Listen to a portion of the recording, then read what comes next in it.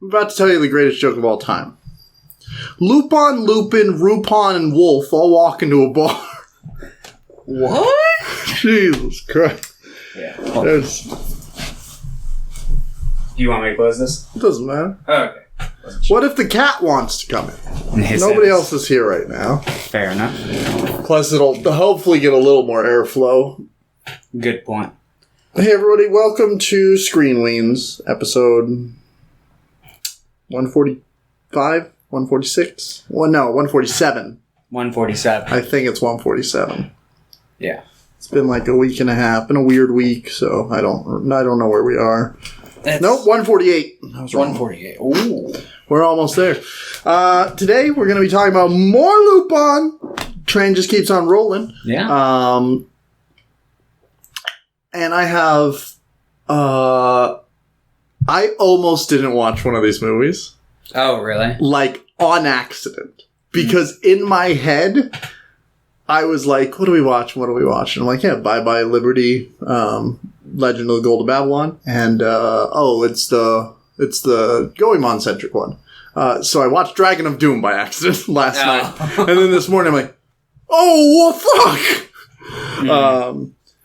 I went to work today and then went home because I just wasn't feeling good. My job's pretty good at, if you're not feeling, mentally good, you can take a mental health day, which I really appreciate. So I took one because it's just been a rough couple of weeks. My coworkers are getting sick and it's giving me panic attacks and I just want to take a day. So I got to watch Fuma Conspiracy. And even if I didn't take the day, I could have just watched on my lunch because it's very short. Yeah, it's like an hour and 10 minutes. Yeah. But yeah. But I did watch that. But I also rewatched Dragon of Doom. Oh, okay. Yeah, Dragon of Doom's a good one. Yeah, I like it. That was like my favorite one before I rewatched it. I think I like it a little less now. I do really still enjoy it. And that foot attack, that shoe attack he does, that whole fight is really fun to watch. But I was like, Hinata, did you see that? And I rewound it like twice. I'm like, look at that! Look at that! Yeah, you thought he kicked him, but it wasn't. It was his shoe. But yeah, and I'm like, if you watch these frames, you can see right before the shoe that he's flipping his shoe. Mm-hmm. Yeah. No, that movie is just really, really fun. Yeah, it's definitely in the upper, probably like top 5, maybe. I'd have to like really think about it. And I think Goemon's the one that I like his more centric stories the most, I think, because I think they can do the most with it.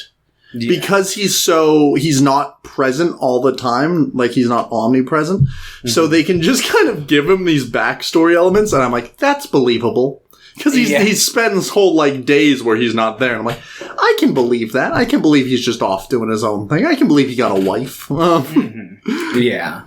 No, it's of all the characters, it's like he's the most likely candidate for that sort of thing. That or like Fujiko, because she just kind of does everything under the sun if it, benefits her. But, yeah. But yeah. What else have you been up to this week? A week and a half. Okay, let's see. I watched the Conan movies. I rewatched the original and the remake, and I watched the sequel for the first time. Are you talking about the Arnold Schwarzenegger Conan? Yeah, okay. Conan the Barbarian, not Detective. I was thinking, I'm like, oh, did you watch the Lupin Detective Conan movie? No, sadly not. I remember when I got really into Lupin, I started watching Detective Conan. I got like 10 episodes, and it's good. Yeah, when I was a freshman, I watched like the first like 90-ish episodes of it, and I did like it. But it just kind of got a little repetitive. And I ended up dropping it because I had been binging it. I feel like that's one of those that I feel like I'd probably enjoy a lot of the movie because there's like just like Lupin, it has like 40 or 50 like specials. Yeah, and I feel like I'll probably watch those once I eventually finish Lupin ones because I do like Detective Conan. I always look at because at the shop we have a decent chunk of the manga, but so much of it is like out of print. So it's like we have like 4 and 8. And then 40, and then like 70 to 80. Yeah. Yeah, it's certainly strange, but it's one of those weird ones because it's like it's long running and it's mostly episodic, but there is like an overarching story, and it does have like character changes to the status quo and stuff. So it's really interesting in that regard, and it also makes it kind of daunting just for me to be like, yeah, I could just jump back in like episode 90 because it's like, fuck, what was going on? Something about his parents? I don't fucking remember. But yeah, Detective Conan's fun though. But no, I watched through Conan the Barbarian. I have not seen those movies. I've heard the first one's good. Yeah, the first one... I saw you were really pissed at something. I wasn't genuinely pissed, but there's like a scene in it where he like... he's like walking through town with a buddy or something, and there's a camel there, and his buddy's basically like, "Oh, look, it's a camel," and he just like, "Huh?" and just like thumps it on the head, but it looks super real. And apparently, because I was like, I had to look it up. I was like, what? Did he just actually like punch that camel in the fucking head? Apparently he did, but very softly. So I was like, But it looks pretty. It coupled with the sound effect. Arnold Schwarzenegger punched him really softly. I feel like that's a really soft punch would just kill a man. So I mean, perhaps. But and then in the sequel, they do the bit again, and they call it. It's like, look, it's that camel, and then he does it again, and it's like, oh, huh, cool. Who's in the remake? It's Jason Momoa. Oh, okay, it is Momoa. Okay. Yeah, and I think in concept, good casting. I don't like, because the whole movie he does this weird thing whenever he's sword fighting. Where he's like, yeah, and it's just like, it's so strange and distracting. But no, the remake is a piece of shit. Like, I'd honestly probably put it. I don't even know if I'd put it a peg above, like, the Black Christmas kind of, like... I'd probably put it a peg above, like, the Black Christmas, like, Wrong Turn remakes. But it's, like... Because it's not, like, that far removed from what Conan is or anything, but, like, it's just... Imagine, like, the Clash of the Titans remake, like, that sort of, like, bland tone, but it's, like, actively bad, too. So it's, like, like... I haven't watched Clash of the Titans remake in a while, so that also might be actively bad. Yeah. It's been a minute. I haven't seen the original. My only knowledge of the Titans movies is the two remake Clash movies. And then the sequel. Was it Wrath? Okay. Yeah, which I never bothered watching that one, but... I was about to say, Remember the Titans. Remember the Titans. That's a different one. Attack on Titan. Attack on Titan, yes. But yeah, the first Conan movie, it's very messy. But like a fun messy? Yeah, I was struggling. I was like, it's between a 5 and a 6 to me. Mm-hmm. I think the stuff in it that's strong is really strong, but it's also like really kind of lacking in certain departments that I think like would have really made it a much stronger movie. But yeah, it's decent. The sequel is bad, but it's kind of fun bad. I didn't mind it. And yeah, like I said, the remake was fucking just dog shit. It was not good. Were you just randomly like, I want to watch those movies, or did anything? I've been possibly considering reading the original like Robert E. Howard books. Oh, okay. But I had tried to sit down and read the first one a couple of times, and I was having a hard time. So I was like, maybe if I watch the movies first, it'll be like, you know, somebody starting my apple or something. But no, it was. I still plan on reading the books, but I don't know if I'm gonna get to it like quite so soon. Fair. But yeah, so that's pretty much that. Lupin. I've been messing around with Blender a lot more this week, so I'm feeling pretty decent about that. I feel like I've learned a couple neat things, so. Cool. Yeah, but not a whole lot. What did London do? We started watching The Boys. We watched the first 2 episodes, and it's decent. It's fun enough. I know that, like, since season 3 has happened, I know something happens with Homelander, and I think they really bring in the subtext of him being, like, a fascist right-winger to light. And I'm like, and because a bunch of conservative people are like, oh, they ruined the character. And I'm like, what? Because I watched these first 2 episodes, and I'm just like, how do conservatives like this show? Yeah, that's kind of a bigger question of itself. I feel like conservatives like a lot of shit that is like, has kind of an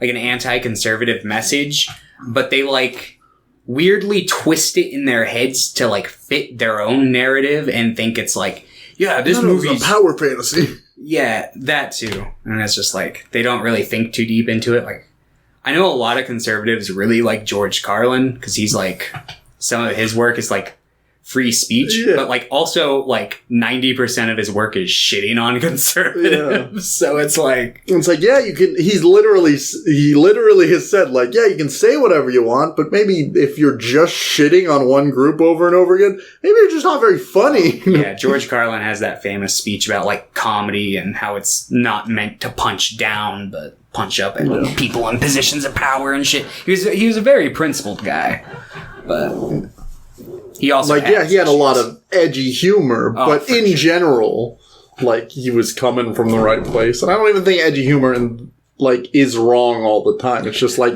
if that's your whole shtick, it's never gonna be funny if you're just gonna recycle your same shitty humor. Yeah, no, for sure.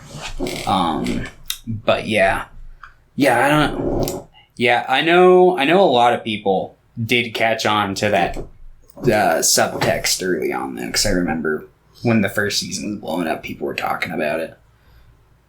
But it's just like, yeah, but it's pretty fun so far. What else have I done? We watched the 5th episode of Miss Marvel. Last episode came out today. Man, not great. I think the first 2 episodes are pretty good. I like the tone of it. I like where the story's going, and then I feel like the story, like, just starts falling away and, like, running away from itself, and I don't really like the direction they went, and I think the writing goes, like, way down. Mm-hmm. The effects are fucking brutal. And it's just, like, there's a ton of articles, and this is obvious from people, like, that know anything about the movie industry, but there's a ton of articles coming out right now being like, yeah, I just like quit the like VFX job because the only jobs we get were for Marvel, and they were the worst people to work for ever because they're just like, hey, we need this done in like 2 weeks beginning to end. It was like, cool. No. Yeah. Speaking of Marvel, saw the new Thor movie. Oh yeah, how was it? I hated it. Really? I hated it. Yeah. Damn. I like YTT, but I honestly think, like, I thought Jojo Rabbit had a lot of, like, I think he was kind of slipping from what he was trying to do. And I think, like, this one is a fucking mess. I think that he's always had a lot of humor in his movies. Like, that's his thing. But there are genuine moments in all his movies. Yeah. And this one I just don't. I don't think there are. Or at the very least, they're always undercut with a joke like 5 seconds later. Like, it feels like... It makes all the other MCU movies feel like they have more tact, which is really weird because that's one of my main gripes with the main MCU movies. It's like they, like, just joke immediately after, like, a horrible tragedy. Yeah. But I think it's, like, exacerbated in this one. That's a pretty good, like, description of how I feel about, like, Ant-Man in particular. Yeah. Particularly Ant-Man and the Wasp. Yeah. No, like, rewatching Ant-Man and the Wasp, there are parts that I think are fun and cool, and it's just here like... and there, sprinkled. Yeah. Yeah, no, I really didn't like it. I think it's pretty ugly. Like...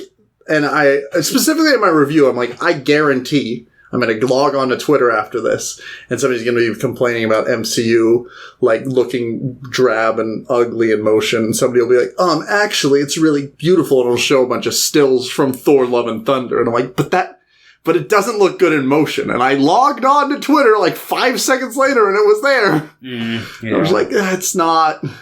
Yes, those stillers are cool. There are some cool areas. There are some cool concepts. But a lot of them are just plucked straight from like the comic panels. And I think it's ugly. I think the acting's pretty bad all around. And I love Natalie Portman, but she's not great in this one. And I think it's mostly that I just feel like the writing for Jane Foster is just really off. Yeah. I mean, I could see that based off of the couple movies she was in before. I don't even... I think those are pretty poorly written. Yeah. But then this is just poorly written in a whole different direction. It's just like swinging the pendulum the whole other way. Yeah. And I also think that it's too short for what it does. Like it tries to juggle the Gore the God Butcher plot and tries to juggle the Jane Foster plot, and neither of them get enough time. And there's way too many jokes. If they cut out like half the jokes, maybe there'd be enough time for these character development moments. But no, I was like super disappointed. And now I'm like, Taika's next project, he's got the football movie coming out, or the soccer movie coming out. And then he has a Star Wars movie that he's making. I found out Michael Fassbender's a piece of shit. Oh. And this is, apparently... No. Apparently, his ex-wife, he just, beat the shit out of. She had to, go to the hospital. This was, 10 years ago. And I just didn't know. Jesus Christ. Apparently, it was never proven, but she had to go to the hospital for her wounds, and she has a restraining order on it. And I was specifically looking at that because Taika's new movie, the soccer one, it's about Maori soccer players or something, or New Zealand soccer players, originally had Armie Hammer in it. And he's, cannibal. Yeah. Classic. So they replaced him with Michael Fassbender. And I thought Michael Fassbender was cool. Yeah, no, he's definitely in some of my probably favorite movies of all time. Well, it's I feel like you can't be in all these Steve McQueen movies about addiction and racism, and then it's just annoying. Yeah. But Brad Pitt's a piece of shit too, and it's it's just disappointing. Oh, Amsterdam. I'm just gonna go on rants right now. Have you heard of Amsterdam? It's not the place, the movie. It vaguely sounds familiar. It's a new movie coming out. Are you familiar with David O. Russell, the director? Not off the top. He did Silver Linings Playbook. I've heard the name, yes. Okay. He did Three Kings, I think, with George Clooney in the late 90s. He's done a bunch of stuff, won a bunch of awards. Very famous for being horrible to everyone he works with.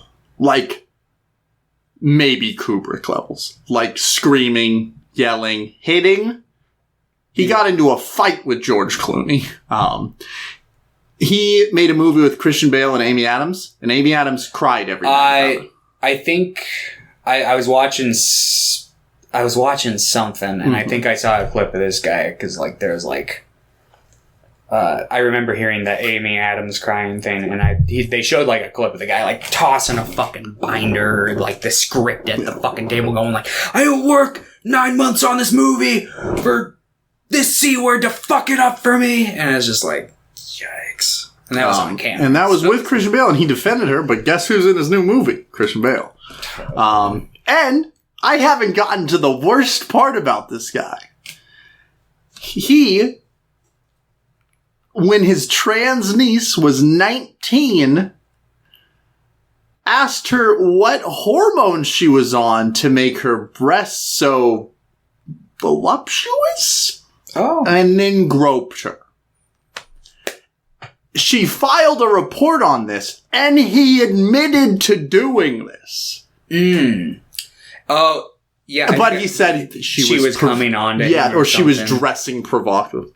Jesus Christ. Yeah, so... I remember hearing that part, too. And then this cast list came out of all these people that are in this movie, and it just makes me kind of, Christian Bale... Scarlett Johansson's in it, right? I think she was in it. I don't know. Margot Robbie's in it. No, it was definitely Margot Robbie. That really pissed. I'm like, come on! Because she seems great from what and she Promising Young Woman, not a movie I liked, but I thought she produced that movie. So at this point, it's like most Hollywood actors are either straight up evil or extremely complacent and willingly ignorant. Or just really performative in their activism, and then as soon as they get money, it's like, but John David Washington is also in that movie? I'm like, what the fuck? Damn. Rami Malek's in it, but he just keeps working with them. He was Bryan Singer, he was, Yeah. He was in the new Bond movie, which I like the new Bond movie, but then I learned that the director of that's also a piece of... Just everyone's evil. Yeah. It makes me sad. Because I'm like, why don't we just get along and make some cool movies about trauma instead of giving people trauma? Right. So yeah, that was my rant. What else did I watch? Minions 2. No, I'd already watched that. Minions 2 is a better movie than Thor, I will say. There's a new Netflix animated movie called The Sea Beast. It's by the director of, I think, Big Hero 6. Yeah, Big Hero 6 and Bolt. Classic movie. It's about, a sailor man who hunts sea beasts, big Leviathan creatures, but what if they're misunderstood? One of those stories. Exactly what's going to happen in the movie. Doesn't really tread new ground. I think the couple of the lead characters, there's a little girl and the main character, I think they're fun to watch. And I think they have a cool back and forth. But, the story in general is pretty bare bones, and it's a little long. It's 2 hours long. And if it was, new stuff, I'd be interested, but it's this is the same stuff. But the animation is, gorgeous. Especially water. I love water animation, and it looks fantastic, so. And then I watched a documentary called Dick Johnson is Dead. It was really, really, it was, going through all the circuits. It was really popular a couple of years ago. It's by... What's her name? I think Kirsten Johnson. She did... is a cinematographer for, a ton of documentaries. Citizen 4, which is the one about Snowden. This film was not yet rated, which is about the MPAA. She's done a bunch of stuff, and she's a great, cinematographer for documentaries. But... her dad's in this movie, he's 86, and she just starts filming him to try to cope with his death coming up. And they film it together, they talk about it. It reminds me a lot of Faces Places by Agnes Varda. In general, it feels like an Agnes Varda movie. In it, he starts developing Alzheimer's, which is what he and her lost her mother to, which is just, it's a I was just sobbing at multiple parts. It's really sad, but it's incredible stuff. Yeah, I didn't watch a lot of good stuff this week besides Lupin, so I was glad I watched that at least because I was like, holy fuck. Yeah. Yeah, and I think that's what I did. Played some board games. I built a new shelf out there. I don't think you saw it in the living room because you went through this hallway. Yeah. I'm finally getting a new TV in 2 days because mine's been broken for a bit. And then I was like, it's me and Hinate's anniversary. I don't really want to spend money on a new TV when I can spend it on her. So, yeah, but, outside of life being terrible, life's pretty good. I feel that. I must say, without diving into specific world politics, not great. Not great. World at large... It's up to something. But did you see that the cameras, we got access to the cameras at that school shooting? Oh, yeah. Did you see were on their phones or whatever? He had a Punisher logo on his phone. Of course he did. Dude, the Punisher would probably, kill you. Yeah. He would not be very happy that you let those fucking kids... Any of these cops, have they read a single Punisher comic? Punisher fucking hates cops. Yeah, probably not. The Punisher does not follow the laws. God, I'm pissed. Okay. Let's talk questions. Questions?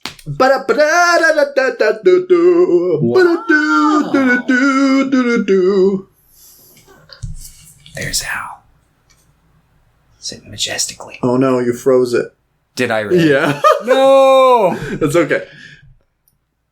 We'll come back and answer questions. I think that camera just is really finicky. My bad. It's okay. You can just see Al's blurry shape. He's like a ghost in the background. It's like, look at this picture I took. And what's that in the back? A ghost. All right, we'll be right back. Okay. And that was questions. All right, Thomas broke everything. We're back.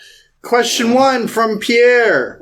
Do you prefer an antagonist with nothing left to lose or something to fight and protect? Usually with nothing left to lose. I find them to be more of an obstacle, more interesting to, like, for them to overcome. I like it when they have something, like, left to lose maybe early on, but they lose it or something. But, yeah. That's right. Yeah, I would also say that I usually like villains that like miss someone, or they're doing everything to bring someone back, or they're doing everything to have revenge on someone because they'd have nothing left to lose. Fight and protect, I tend to like heroes that are pretty much the same as the villain, except they still have something to protect. I like that dichotomy. Mm-hmm. So, yeah, I would say nothing left to lose. Yeah. Question 2. Should the next James Bond be either under 13 years old or 113 years old? That's a good question. I hate old people, so I'm going to go with under 13, I guess. As long as it doesn't get as, what's the term I'm looking for? As suave as 007 can be in some of those scenarios, because that would be gross. But, yeah. I feel like we could have a young James Bond. That'd be a cute little thing, like young Indiana Jones, just to make it a little series. Yeah, they can add some serious subtext, like he's a child soldier or something. Yeah. Let's just immediately make it sad. Sure. Cool. Yeah. All right, question 3. Quick, you have no more toilet paper and Obama is coming to visit. Who do you call for help? The gunsmith. I mean, if Obama is such a good president, he would truly help me out in that scenario. Yeah, well, I think it's actually a fact that presidents cannot use toilet paper. They have to use U.S. currency. Yeah, that's what I had always heard. So you have to shit on the faces of your predecessors. So I imagine he's carrying around like a thick stack of bills or Benjamins, just in case he has to, drop the Browns off at the Super Bowl, But, yeah. So I'd probably just, as soon as he got in, I'd be like, "Excuse me, Mr. President, sir, can you please give me some of your presidential toilet paper?" And then I would probably, I don't know, put it in a bag and try to wash it later or something. Yeah. And then sell off his poop. Yeah. All right, thanks for the questions, Pierre. All right, let's talk about Lupin. Starting with The Legend of the Gold of Babylon. Yes. So... Aliens, yes. God aliens. God aliens. Classic. Yeah, for a second, I was like, another checkmate for Lupin atheists out there. Between the giant statue of Jesus that winked at them. And now there's ancient alien shit going on in Lupin. So it's like, cool. Love it. So yeah, the story about this one is that a long time ago in the ancient kingdom of Babylon, there was a tower of gold, or I guess a lot of gold built into one item that they know about, and it's the lost treasure of Babylon. So they're like, Alexander the Great, Napoleon, Hitler, all the greats, they all went after him. It's the way they make it sound. It's like... Not even Hitler could do it. Yeah, it's just like... Couldn't do a lot of things either. He couldn't paint. Yeah, that's true. Yeah, so basically... none of them could do it. Now it's in Lupin's hands to find the ancient treasure. There's an old lady who keeps hitting on him and giving him vague hints. She's also apparently an immortal alien goddess. Hell yeah. Meanwhile, Lupin is being chased by a group of like mobsters who also want the gold of Babylon because their old mob boss was like super into archaeology and just was like, I'm devoting my life to this and passing it on to my son, who now runs the mob. So basically they're just trying to kill Lupin the entire time. And yeah, typical Lupin shenanigans and hijinks ensue. Yeah. This one, I was so glad because this was one of the last ones I watched until I realized I'm like, oh fuck, I didn't actually watch Fuma Conspiracy, but I was watching the dubs for these. I switched to the subs for some of it because I like getting a feel for both. This is the last one I watched. Yeah, and this one has, the boys, the crew, because this dub's pretty new. It's like 2018, I think they did it. But yeah, the iconic crew, and I'm just like, thank God, because the other ones are kind of rough. Yeah, kind of. I discovered my second favorite dub, though, watching these. I finally settled. I was like, the Sony Straight one had been kind of warming up to me, but that one I had always been kind of abrasive into, like, I don't know. But this is the first time I actually like really heard the one where they call him Wolf, and I decided I actually really like that dub. I think it's stupid. And kind of corny in the same way that, like, the Tony Oliver one is, where I can just, like... Is that the one for, What movie was it? That one was for, fucking... Oh, Bye Bye Lady. Yeah, no, that one wasn't too bad. I'm not a big fan of the one where they call him Lupin, though, which was... we'll talk about that in a bit, buddy. But yeah, I think this movie's, like, pretty solid. I think that it has some fun character moments. I like the weird alien thing at the end. Probably don't. At this point, it's just like what's lost is lost. Yeah. It's like, whatever. Okay, aliens and Lupin? Sure, why not? I've seen the eternal blood mermaid diamond monster things. Mamo. More cloning shit. So it's like, I think this movie kind of is boring at times, but I think there's, like, some of the action scenes I love. This is the one with the motorcycle chase right at the beginning, right? Like, through the statue. I love that shit. I think that's great. I thought that was fun. I like the desert chase with, like, the griffin and the airplane. Yeah, me too. I think that this one, as well as Bye Bye Lady Liberty, they feel... much more like kind of like Looney Tunes. Like, Zenigata's a fucking weirdo, and he's like, ah!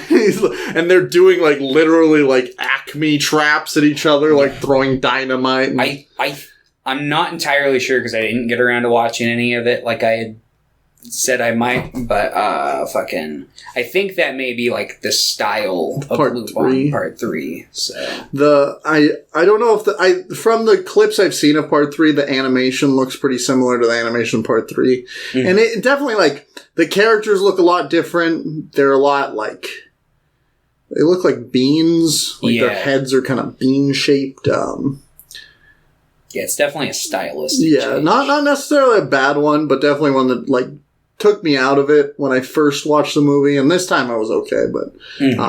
Also, fun fact, one of the directors of this movie is Seijun Suzuki, who is... I've talked about him a couple of times, because he made Branded to Kill, which is that, like, Japanese, like, hitman movie that... He was just changing the script as they were making it. And he was just, anyone that wanted to, like, input, he would just let them input on it. And it's really weird and experimental, and I loved it. But, and he's made a bunch of, like, Hitman movies and stuff. And apparently they're all pretty good. But he also made that movie, which is just weird. But, yeah, I think Babylon's pretty good. It's fun enough. It's not really, like, memorable.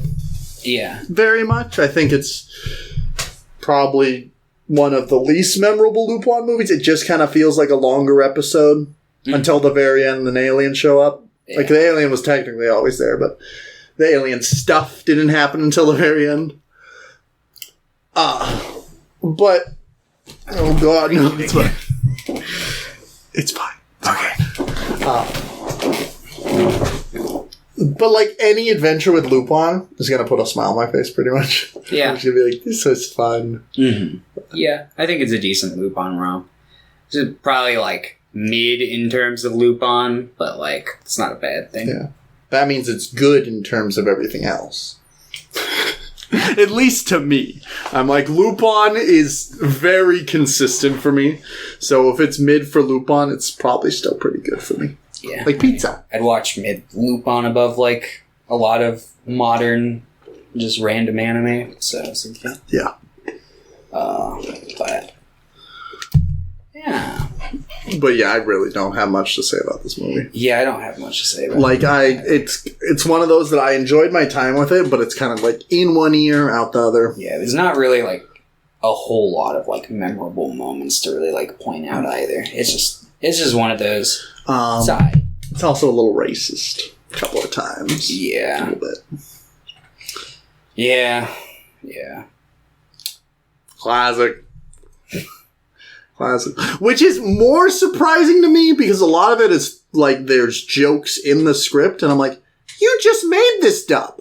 Yeah. What the fuck? This is the one where this is the one where Zenigata's got like the like league of like women, Miss ICPO. I think so. Yes. Yeah. Yes, it is. I thought that plot was mildly interesting. I don't think it really went anywhere. It didn't. Especially with, like... Goemon and... I like... Kikyo, I think? Yeah. What the fuck happened to her? Kikyo's the one from Dragon of Doom, I think. She literally just, like cool. There was that scene where she was like, don't go! And he went. Yeah, and that's it. And then she just never shows up. Yeah, I feel like there are parts that just feel like we're missing chunks of the story. Yeah. But, yeah. There's something... They say something like, Goemon does some cool shit, and Jigen says something, I guess that's what they call the mystery of the Orient. I'm like, what the fuck? I know. I was like... I'm like, this came out 4 years ago! And it was also like, Jigen, aren't you Japanese? Your name is Daisuke Jigen. Like, I could understand... I mean, if it's I don't condone it, but he's supposed to be French. I guess French-Japanese. I don't know what Lupin's supposed to be. A monkey man? Yeah, but, that wasn't supposed to be racist either, by the way. Well, because, he is very monkey-inspired. Yeah. It's kind of hard to deny. His creator's name was Monkey Punch. Yes. Yeah, what's it called? I feel like that, Miss ICPO art could have been like at least something real bare bones, because like there's the seeds planted. Like you think like they join because he's instructed to take them under his wing, and then they're like, this guy's a fucking loser. I don't like following this guy. And that I was thinking maybe by the end he would like earn their respect in some fashion. Drop it. But no, it's just like, no, it's gone. Everyone's gone. And it's just like, okay, cool. But, yeah. This one, an okay, kind of mid, maybe even low tier, but it's not bad. It just has moments that are like, ugh. But that's not uncommon for some. Is this the one, though, that, when they... Yeah, I think it's the one... Is this the one that, when they first see Goemon, he cuts the lightning bolt in half? Yes. That was sick. Yeah, that's a pretty good scene. And he's like, secret lightning strike style. I'm like, what the fuck does that mean? The guy has that weird, like, poison mace whip kind of thing. This fly swatter? Oh, is that it was a fly swatter? Yeah, and then it has, like, spikes at the end. Yeah, that was strange. That was just like, there are fun, weird choices that I like. Mm-hmm. Now, like, I think this is one that you just got to start talking about, and then you'll remember, like, oh, that was kind of a fun scene, but it's still not super fun. Yeah. No, definitely not. Besides, I really like that opening chase. Yeah, I'm trying to think of like where on the Scooby-Doo tier I would place it. Like, what Scooby-Doo film is it comparable to? That's also just like a, yeah, it's a Scooby-Doo movie. It's pretty good because it's Scooby-Doo, but it's not the best. But I'm trying to think. I can only remember the ones that I kind of like. I'd probably put it with, like, I think I probably enjoy this about as much as I do enjoy, like, the Loch Ness Monster. See, but I think I remember really liking that one. I'd probably, like, put it with, like, the one in Mexico with the vampires or something like that. I don't like that one. That whole cycle. I don't really remember that. Because they did the original one, and then they did a cycle where they're all around the world. Loch Ness and Vampire one, they're all together. This is more like Aloha, Witch's Scooby-Doo. I don't even remember if I liked that one. Witch's Ghost. I'd probably put it around. I think Witch's Ghost is the weakest of that original quadrilogy. Yeah. Quadrology. Quadrant. God, we gotta do a Scooby-Doo era at some point. Oh, fuck yeah. But, I'm so down. Everything's a 10. Not really. Some of them are really good, though. Yeah, I think you would give this one a 5. Yeah, I think that's a good number for it. I think you're probably like a 5 or a 6. Or 9. No, just 6. Okay. Yeah, 6. I liked it. But, Fuma Conspiracy. I really like this one. See, this is one that I have always seen a lot of praise for. Mm-hmm. Not a fan? I don't dislike it. You just don't get it. It just... I think my issue is that I've saved it kind of into my late stage Lupin, where I've seen a lot of Lupin now. And while it's good, I didn't feel like I got anything like really new or like much out of it. That's fair. I mean, I did see this movie pretty early on my Lupin watches. There are definitely elements I like. Like it doesn't necessarily come back from a time skip, but it's got like kind of like that Scooby-Doo, like the gangs getting back together, kind of like, or like beginning of Lupin Part 2. Mm-hmm. Yeah, no, I agree with that, and like atmosphere, and I like that aspect of it.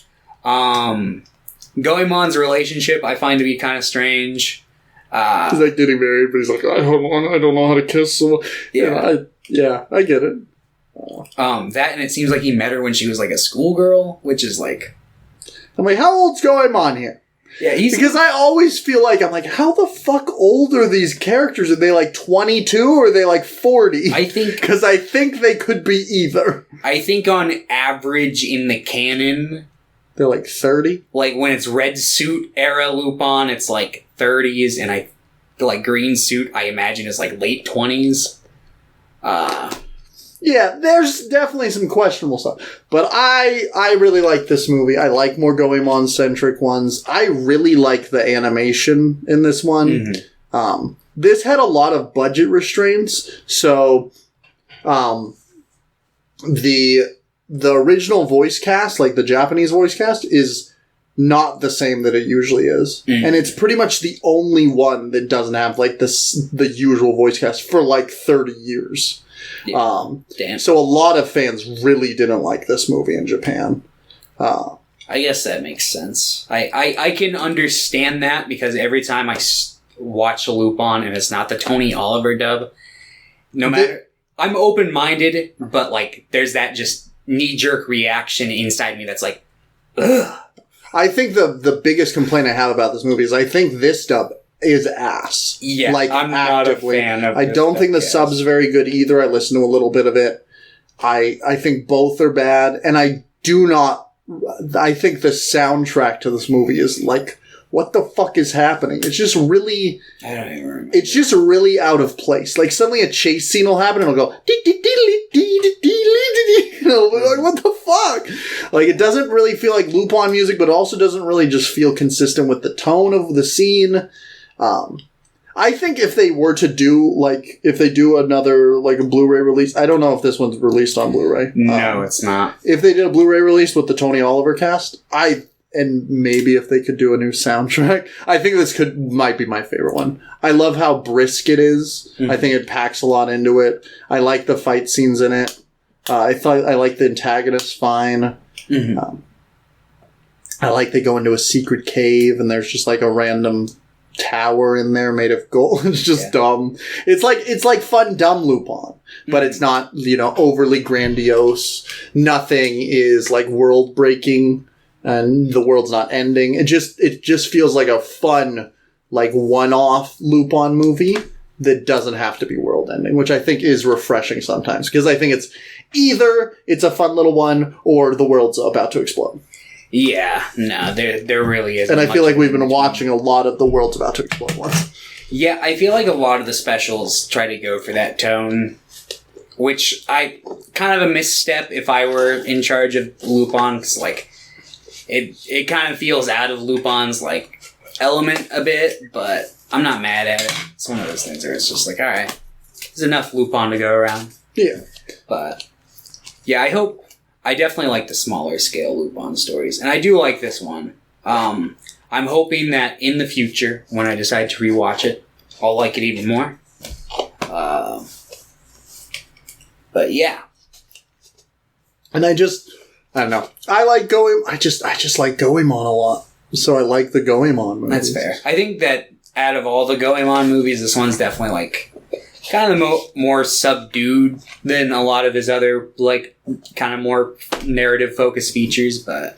I do think this would be a pretty interesting double feature with this and Blood Spray, though. Because I think most of his character is pretty similar. Like, he doesn't feel like he's good enough. He needs to train more. And at the very end of this, he's like, goodbye, wife, I'm leaving. Yeah, he's like, I need to go train. He's just like, well, I'm not going to wait up. He's like, well, I have to go train. But... yes, that's going on for you. He doesn't like the temptation of the flesh. Him and Jigen hate women. But more so one, because, Goemon hates women because he's too horny for them. Yeah. Jigen hates women because they steal all of Lupin's attention, and he wants to fuck him. Yeah, no, it's pretty obvious. But, yeah, so...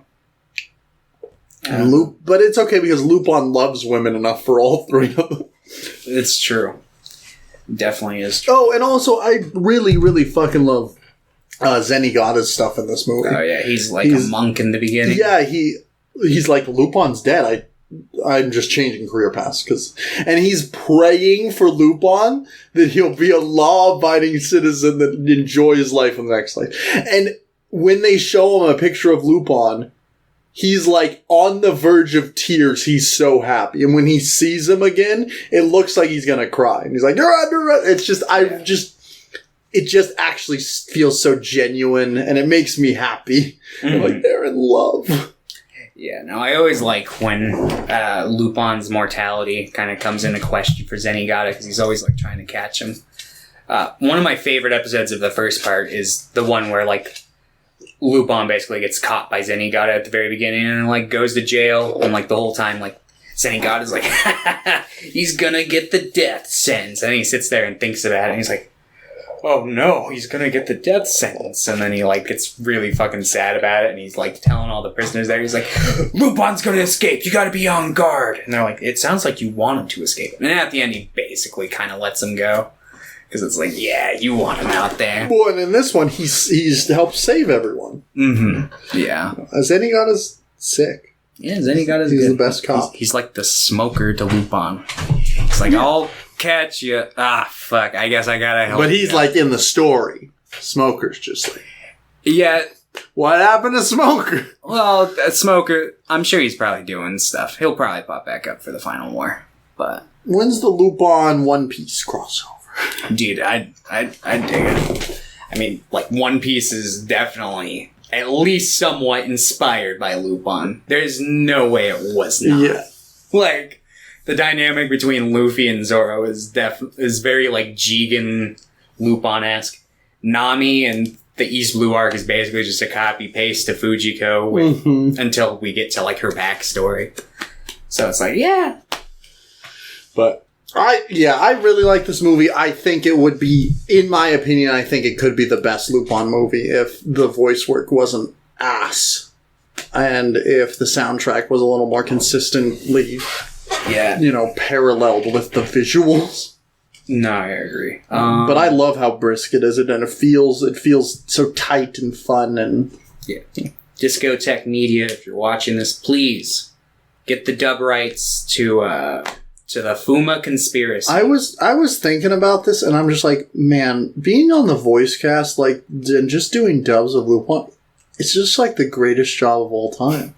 That would just be like so much fucking fun. Yeah, I'm sure they probably I'm sure they probably have like a certain level they have to get paid because they're like voice actors. Mm-hmm. Although voice actors don't really get paid like a whole lot, so maybe it's not like Hollywood where it's like, yeah, no, you have to hire me for this price. Hinata refuses to see what Tony Oliver looks like. It doesn't look like Lupin. Yeah, but because she thinks because Lupin is hot. Yeah, she definitely probably wouldn't find Tony Oliver to be. But it's like, and like Michelle Ruff's hot. You know, she even like kind of reminds me of Fujiko too. So I can kind of see it. And also Rukia, like a fusion of the two. That's what she looks like. Bleach is coming back in 3 months. Let's fucking go! Alright, I think you would give this one a 6. You would give it a 9. I think I'm at an 8. Okay. I think with better voice work from either the sub or the dub, like either one, it probably would be a 9. But I think both are like actively bad. Which is annoying. Alright, let's talk about Bye Bye Lady Liberty, which is the only one I had not seen. Yeah. Wolf. I do think this dub's pretty good. Yeah, and surprisingly, even though they changed his name to Wolf, I surprisingly don't hate it. That's fair. Like, I mean, obviously, if I had the option, I'd be like, yeah, Lupin, but...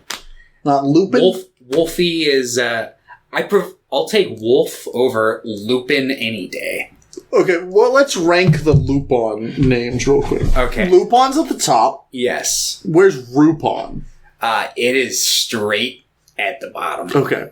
And then it's Wolf is second, and then Lupin, and then Rupin. Yes. Yeah, I would probably agree with that. Yeah. When we watched Dragon of Doom, me and Hinata watched that last night, because that's the one I was thinking we were and that's the one with the Sony straight dub, where they call him Lupin, and Jigen's always like, hey, boss! And it's just like...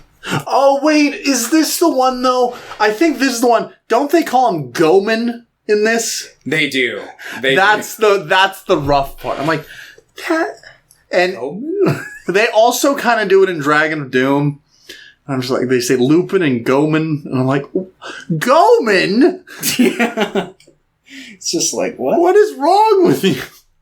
It's just like, that's not. Yeah, I think Sunny Straight's pretty good as Lupin, though. I think he does a good job. I know we're not talking about Sunny Straight right now, but I think Sunny Straight does a pretty good job. And I think Chris Sabat, if he wasn't evil... He's okay as Jigen, and he's not my favorite. Is this... Yeah, I think the Funimation's Fujiko's voice is a little deeper than I'd like. That's fair. Also in Dragon of Doom, they always call him Jigen. Yeah. And he goes, I think he's like, it's Jigen time. I'm like, what the fuck? And then he has a grenade launcher that he starts shooting everyone with. He's like, it's Jigen time. It's like, did they actively try to get every single name wrong? What? Is it going to be Fujiko next? Literally. I'm like, at least they always get Fujiko, right? Yeah. That one's kind of hard to mess up. But I'm like, how do you mess up Goemon? Like, it doesn't seem like... Gomen. Fujiko. Yeah. Jigen. Most of these are only 2 syllables, too. Lupin. It's 2... Like, I get Wolf and Rupin. Like, those, I guess, are at least understandable because they were at the time that they couldn't call him Lupin. Mm-hmm. So Lupin's really annoying. Like, that might be the very bottom for me because that one's just like, you're just mispronouncing it at that point. The other 2 at least had meaning behind why they were being called. And it's not like, I don't know. Because you listen to the Japanese, and you can hear that they're calling him Lupin. Yeah. I mean, even in fucking Strange Psychokinetic Strategy. They say Lupin. Yeah, there's a part where she's like, Lupin? And he's like, no, not Lupin. Lupin, yeah. Yeah. It's like... Did you guys not watch Strange Psychokinetic Energy or Strategy? That's a must-watch if you're going to be dubbing any Lupin. Just so you know how to pronounce his name. But yeah, fucking... Anyway, Lupin. Kicking it with Lupin. And Gomon. But yeah, this one's... Goman. Oh wait, no, we're talking about... This is Wolf and Goman. Yes, this is Wolf. I forgot we were talking about Bye-Bye Lady Liberty. So the plot of this one is that Jigen has a friend named Rooster who, in like the 1980s or some shit, like hid this fucking diamond in the Statue of Liberty. And that diamond... The super egg. The super egg, my bad. And basically, Wolf and Jigen have to steal it. So they steal it, and they like take it into the air. And meanwhile, there's this little boy who's like a computer genius who's basically like, Wolf, I need you to do a commission for me. And he's basically like, fuck off, kid, I'm trying to steal the Statue of Liberty. But he ends up helping him out. So he's like, all right, I'll help you out with your thing. Just so happens, be the same thing. Lucked out. 2 birds with 1 stone. So apparently this kid's mom, who has been, like, hanging out with Goemon the whole movie, or Goman. Goman. She's like, oh, thank you, Goman, for helping me. Yeah, she's like this just total, like, kind of rich, or kind of like, aristocrat kind of character, but she's like meets Goemon on a train, and she's being chased by people, so he saves her, and he's like, damn it, I've been tempted by a woman once again. Yeah, it felt like he was like, the way they framed it, he looks at her, and he's like, hello, and then after he's like, damn it. And it feels like, did he just pop a boner? Is that what he's saying? Because he's like, he like looks at her, and he pauses, and then he does, and I'm like, I feel like the implication there is that he got a boner. Maybe that, or is just he knew in his heart of heart that he had been tempted. I like to think he got a boner. I mean, yeah, he probably did. But yeah, so he's just like, helps her out. Eventually they meet up with Jigen. And yeah, then Lupin gets added or Wolf gets added to the equation, and he's basically like, all right, yeah, we'll give you the super egg, but you got to pay us for it. And then Fujiko ends up getting like possessed by a demon with bad breath, who is the bad guy of this movie. And she steals the diamond or the super egg. And what's the mom's name? I'm just woman. Woman. I was thinking about calling her mom the whole time. Call her mommy. So they steal Mom, who is revealed to be Mom. Isabel? Yeah. Yeah, so they steal Isabel, who turns out to be the little boy's mom at this point. But yeah, they end up cutting Fujiko loose. It turns out the mom is number 2 of this shady organization that the demon with bad breath is like number 1 of.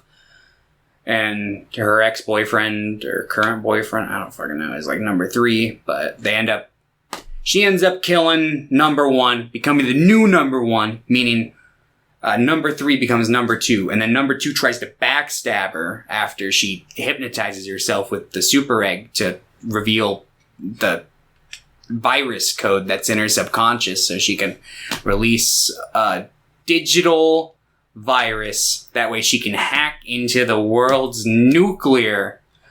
It's like, mystery of Mamo, eh? Yeah, and I'm like, it's only been like 10 years. Can we maybe do a different plot? And I have a feeling that, like, I'm sure if you deep dived into Lupin, like, further, whether it's the shows or more of the specials, there's got to be more where it's like nuclear arms becomes like, yes, we've gained access to the world's nuclear weapons, and we're going to launch them at like America or something. That way we start a big shit show. It's like, yeah, cool. Seen it once, you've seen it all.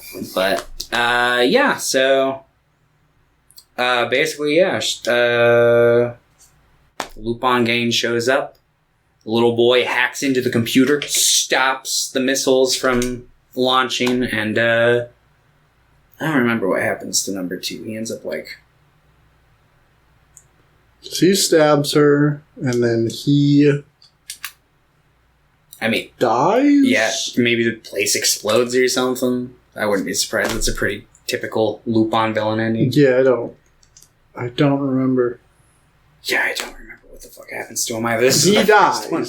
Yeah, he dies. I remember the scene where he releases his little like fangs in the elevator and tries to bite Lupin. And Lupin's like, dude, these are shit quality. Yeah. I thought that part was pretty good. Yeah. So the mom dies in the elevator right before the kid can tell her that he hates her. Because apparently she was like a big bitch to him. Abandoned him. But then he's really sad about it. Yeah. And then the movie just ends. Yeah, it's he's just sad. It's just one of the sad endings.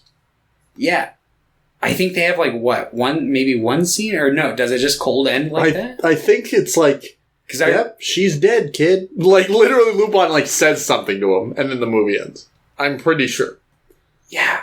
I feel like I remember it ending that way too. It just, that feels like a really dark way to end a Lupin movie. Oh, no, he's like, yeah, but you want to see a woman half as great as your mom, look at the Statue of Liberty. That's right. That's what it was. And then he's like, I hate you to the Statue of Liberty. Yeah. And then it ends. Which is very funny. I hate you. He's like, you idiot. It's just like, oh my god. Wonderful. This might have been my favorite out of what we watched. Oh, wow, okay. I just went okay. Yeah, I like the concept of stealing the Statue of Liberty and how they did it. I thought it was pretty funny. This one kind of feels like a National Treasure movie. Yeah. Yeah. Nicolas Cage is Lupin the Third. Dude, I'd watch. You know what I would actually prefer, though? I would prefer a Lupin the Third movie where there's a flashback to him as a child, like when he's running around, and he runs into his grandfather's office, and Lupin the First is played by Nicolas Cage, and he has like a big old cane. He's like, I'm French. See, I thought you were going to say that you hope that Nicolas Cage plays him throughout the movie, but when they show his child flashbacks, it's like the George Lopez thing. Where's just Nicolas Cage's head on a kid body? Grandpa! Are you stealing treasure again?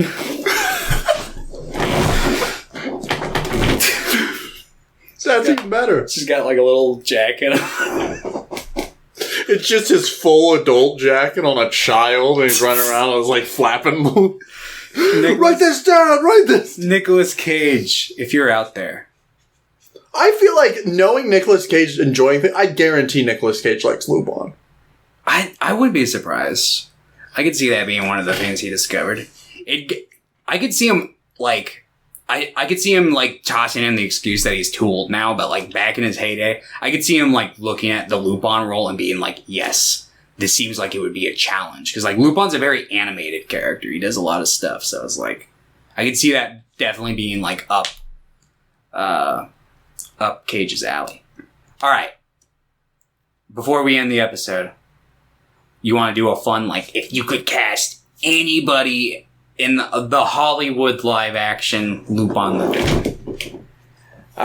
Sure. Well, we didn't give ourselves. Yeah, we'll finish the review. But I like this one for the most part. I think that there are a lot of fun little moments, but I feel like there's an issue with like interconnectivity. It just doesn't really connect for me as a whole unit, I guess. I feel that. It does feel like kind of like they crammed two separate plots that just were like, but they're one. I was surprised how much I did enjoy this little kid character, though. I thought he was fine. Yeah, I thought he was kind of funny. He was just like, yeah. He had a weird energy. I have a feeling that that's kind of how I'm going to feel about when I watch the Detective Conan Lupin specials together. It kind of gave me that same vibe. Yeah. Even like, because he's really smart, like he just kind of reminded me of Detective Conan. I could see that. He does kind of feel like him, especially design-wise. Yeah. short and stout, and big, like, kind of squarish head. Yeah, And glasses. Yeah. I like this one overall, though. Not my favorite. Not my least favorite. Mm. It's pretty good. Yeah. I think you would give this one a 7. An 8. No. A 10. A Close. 6. No. Yeah. You would probably give this one a 6. I would. Yeah. All right. Well, let's do that, and then I think we're gonna be done with the Lupin for a bit.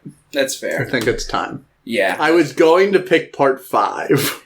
Yeah. I was gonna see if you want, but I'm just like, There was a part of me that was like, we can go for a couple more weeks, and next deep dive would be part 5. But like this week, I was definitely feeling like a little bit of the burnout. So I'm not mad at that. I think most likely what will happen is in like 3 or 4 months, I'll be like, Thomas, we're going back. Yeah. And then the streamers will come down, and we'll go, woo! Woo! We'll get jackets. Well, yes. Yeah. All right. So Lupin casting. Let's see. Because I feel weird because I feel like most of these characters should probably be Japanese. At least they have Japanese names. But Monkey Punch seems like he wants them to be from all around the world. Yeah. So I feel weird about it. But at the very least, I think Goemon should be Japanese. Oh, yeah, definitely. Lupin, who would you want to be Lupin? Honestly, I'm not mad at that Nicolas Cage answer. I am putting all actor ethics aside. I'm just going based off of who I think could pull it off. Maybe Jim Carrey back in his heyday could do a decent Lupin. I thought you were about to say Shia LaBeouf. Shia LaBeouf. Because I'm like, he kind of looks like him. No, I can see Shia LaBeouf playing like Jigen, maybe. Yeah. But... Because he hates women. Yeah. In a weird reality. But, Jim Carrey. Yeah. So he could do... Jim Carrey's cool because he does a lot of like the... Not cool in a sense. Jim Carrey's kind of a dickhead. But yeah. He can do a lot of fun face shapes and stuff. So he could do a lot of the facial acting, which I think is one of the things lost in a lot of animated live action. He's also very lanky, which I think is also in his favor. Yeah, that's a pretty good one. I think Fujiko Mine. Who would I have play Fujiko Mine? Yeah, no, I feel weird casting fucking like non-Japanese actors in the roles of all the characters who have Japanese names. Yeah. And it's like,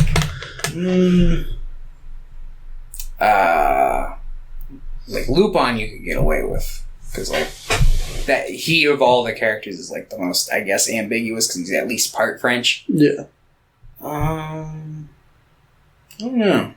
And I don't know a whole lot of like Japanese American like actors off the top of my head. I honestly am not too. I'm kind of okay with the current casting of live action Zenigata, the guy from Tokyo Tribe that's playing him in live action in his own weird spin-off thing. If they were doing like a younger route. For an older route, I actually think the casting from the 2014 movie is pretty good. Yeah. The guy from Thor. If we're going like worldwide, like not Hollywood cast, definitely Song. Even to this day, Song Kang-ho is Lupin. Holy fuck. That would be like the ultimate. If we're looking at like other just East Asian actors, like I think Choi Min-sik could do Zenigata. Refresh my mind. That's he's probably the biggest. He's the guy from like Old Boy. Yeah. Actually, holy fuck. Ma Dong-seok, if we're looking at Korean actors. He's the guy he's in Eternals. He's in Train to Busan. I haven't seen Train to Busan yet. I'll show you a picture of him. Is he the main character in that movie? No, he's this guy. Yeah, I've seen him around and stuff, I believe. What else?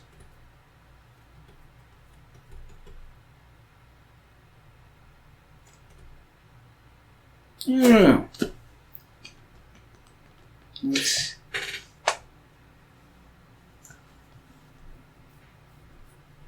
I liked the 2014 actor for Going On. I thought that was pretty good casting. Yeah, to the point that I'm like, why is this so good? No.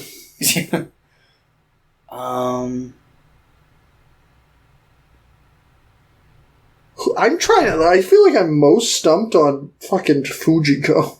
Yeah, Fujiko is going to be like the hardest one to pull off. Let me think. I think, like, if are we looking at now or just any time? I was going under the guise of any time. Okay, because, like, I think if we're going at any time, like, Toshio Mifune would be incredible as Going On. He wouldn't be a bad choice. He might be a little too, like, a lot of his roles are pretty emotional. Like, I feel like he's a lot more, Going On is, I guess, more stoic, but... Yeah. I feel like Toshiro Mifune gives off, like, a little too much presence to be Going On. Or, you know, when we're talking about samurai, we can't forget Tom Cruise. Tom Cruise as Lupin the Third. That would be something. Seth Rogen is Jigen. James Franco is Zenigata. Tobey Maguire is Lupin III. Michael Cera is Fujiko Mine. Yeah, I don't... Yeah, I don't know.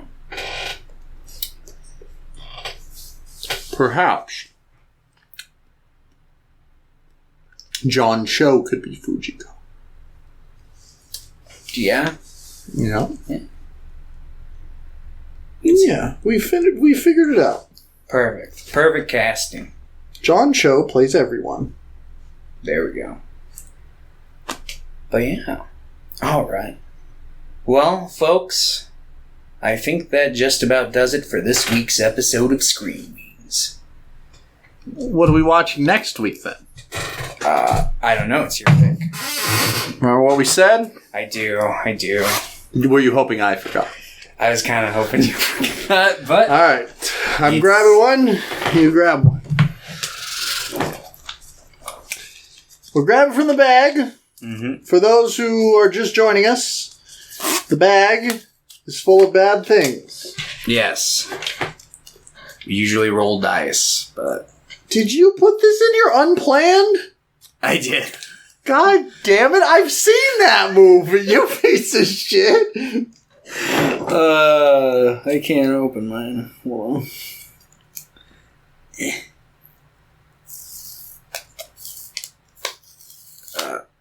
Oh god, this is another one of mine. Ugh, this one's not going to be any better. Going Overboard from 1989. Famously known as Adam Sandler's debut. No! And it's supposedly like the worst thing ever. Like, apparently this movie is just hot fucking garbage. Remember, what was it called? Surf Party? Yeah. Yeah. That was pretty good.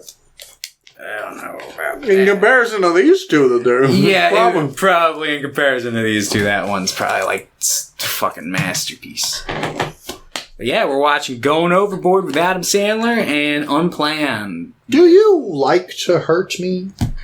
I mean, the bag is kind of like a sadistic outlet, I guess. I don't know if I can know. I usually try to find shit that is not going to be pleasant. Lily Frankie is Jigen. I have... That's the guy. Do you remember our Koreeda episode at all? If you maybe gave me the specific, remember that's the main character, the dad from Shoplifters. Oh, okay, yeah. I think he could be good. I could see that. Fuck! I don't know why I didn't think about it. The main character from Cure should be Zenigata. Yeah, I wouldn't be mad at that. I'm gonna be thinking about this all night. I'm gonna be like, fuck. All right, folks. Screen a ween a bean, you know? Hold on. Oh, wait. Hold on. Yeah, no, that's fine. I'm just like, I gotta find more. All right, yeah, we're watching Unplanned next week, and we're watching Going Overboard. I'm gonna go overboard and go shoot Thomas in the head. Woo! Woo! Yeah!